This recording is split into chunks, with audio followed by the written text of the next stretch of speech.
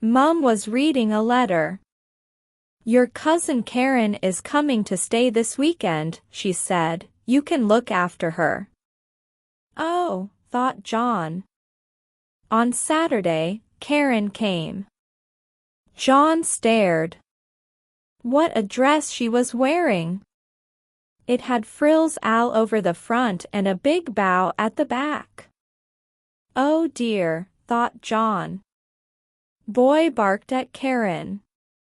"I don't think he likes silly frilly dresses," John said. Karen went red. "And I don't think I like your silly little dog," she said. John took Karen out. They met Jim. He stared at that dress. But he tried to be friendly. "Let's play football," he said. "I can't," said Karen. "Not in this dress." Jim pulled a face. "Cricket, then." "No. It's too hot." "How about a swim?" "It's too cold." "Let's climb trees." "I can't," said Karen. "Not in this dress." Jim did a handstand. "No football," he panted. "No cricket. No swimming. And no tree climbing." "What can you do, then?"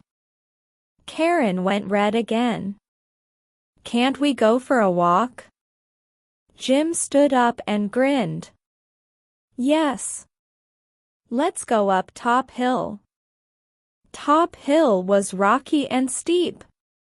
"Wait for me," called Karen. She could not keep up in that silly frilly dress. "Oh, let's go home," said Jim. On the way home, Karen's bow came undone.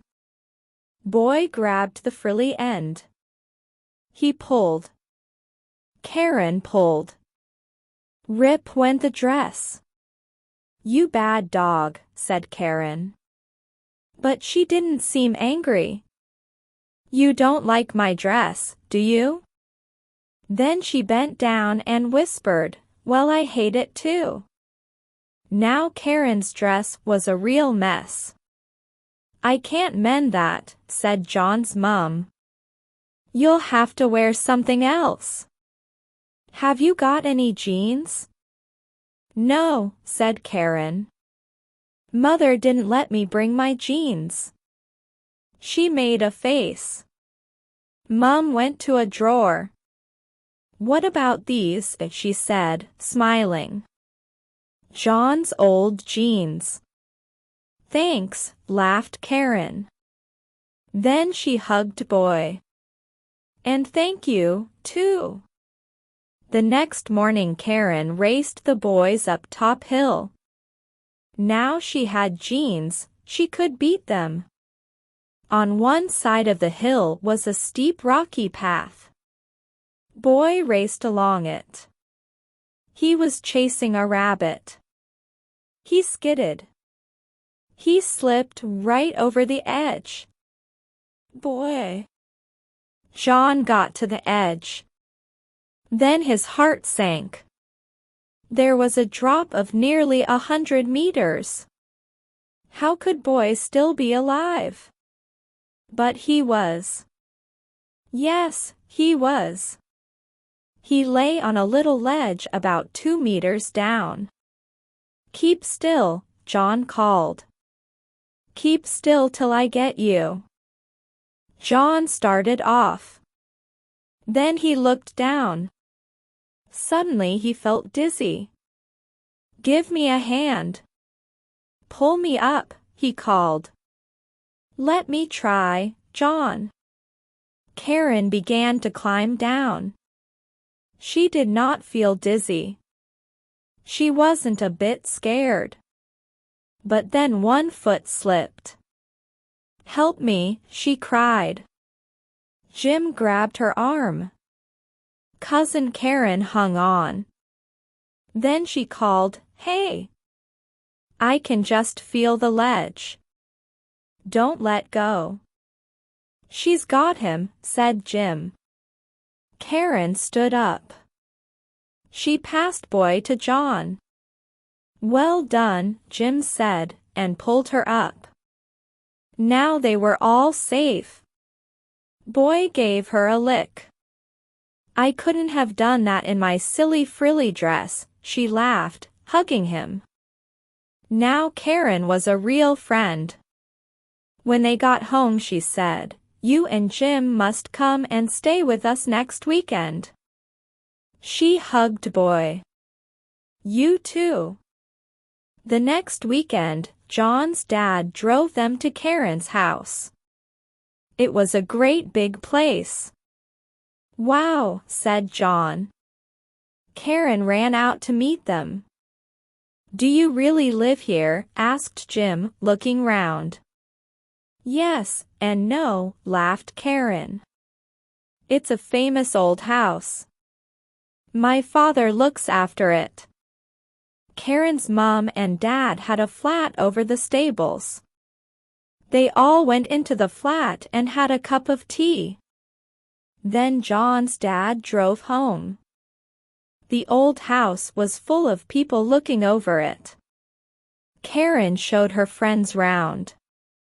She took them down a dark old passage. We keep people out of this part, she said, softly. Why? Asked John. Can you keep a secret? Said Karen, looking round. The two boys nodded. Karen pressed something. Hey, look, whispered Jim. A secret door. Inside was a room. It was like a bedroom. But all the things had dust covers over them. Spooky, whispered Jim. Don't go in. Karen pulled John back. Why? Scared of ghosts? Karen nodded. They say someone was murdered here. Murdered, said Jim. How? He was stabbed in the back. Karen shut the secret door. They say his ghost comes back at night. Ghosts? Laughed John.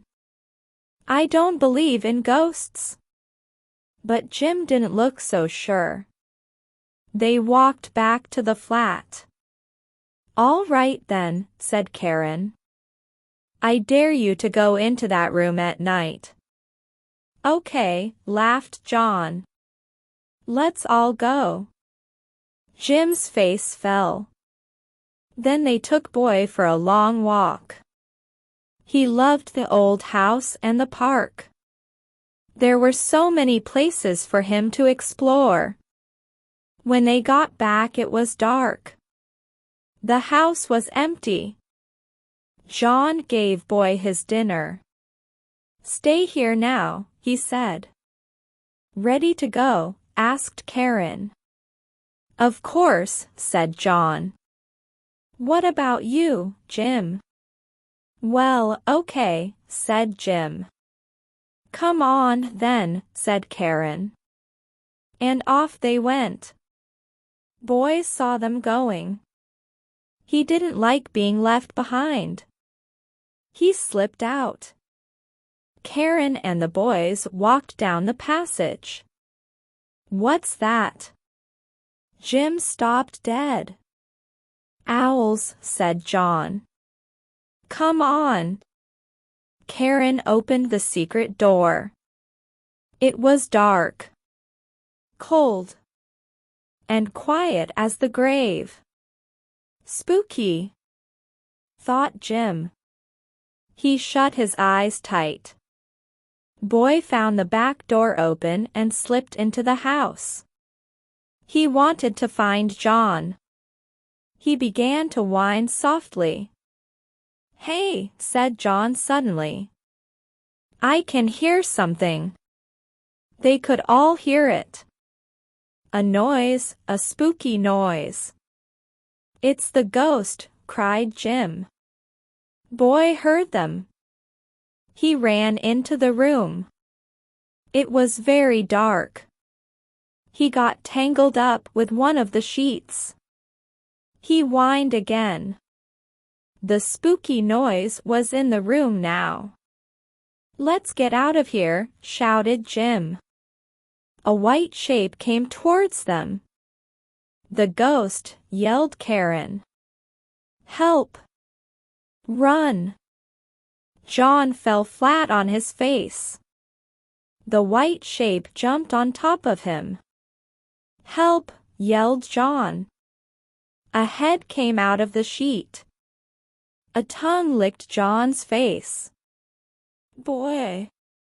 "It's you!" cried John. Boy wagged his tail.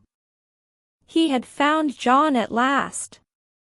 "You scared us to death," laughed John, getting up. "I wasn't scared," Boy seemed to say. "Even if I was as white as a sheet."